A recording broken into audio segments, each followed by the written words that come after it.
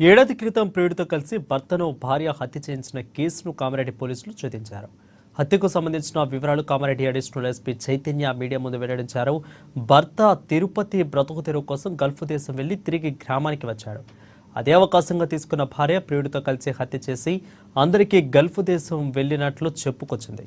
తమ్ముడి ఆచూక్యపై అనుమానం వచ్చిన తిరుపతి అన్న నాగమల్లయ్య రామారెడ్డి పోలీస్ స్టేషన్లో ఫిర్యాదు చేశారు.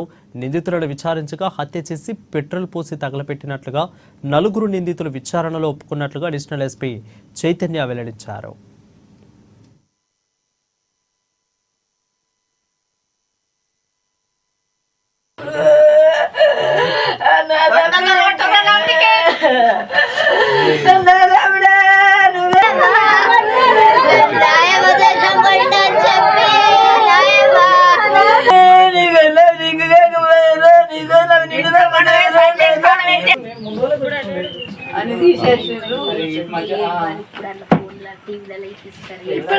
ఇంకా వచ్చిండు వచ్చి కొన్ని రోజులు ఉన్నాడు.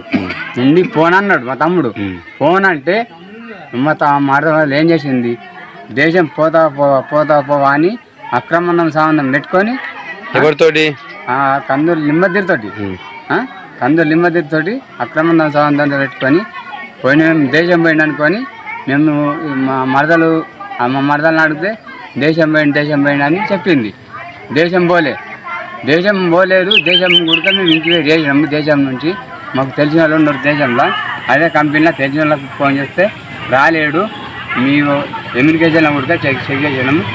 ఎస్ఐ కూడా నెరవేరు సార్కు కాంప్లైంట్ ఇచ్చినాము. కాంప్లైంట్ ఇస్తే ఏం పట్టించుకోలే. డబ్బులకు లొంగి పట్టించుకోలేడు. మళ్ళా ఫస్ట్ పెట్రోల్ పోసి కాలబెట్టి మళ్ళీ తెల్లారి పోయి ఉసుకెలా వరిలా బొంద పెట్టారు.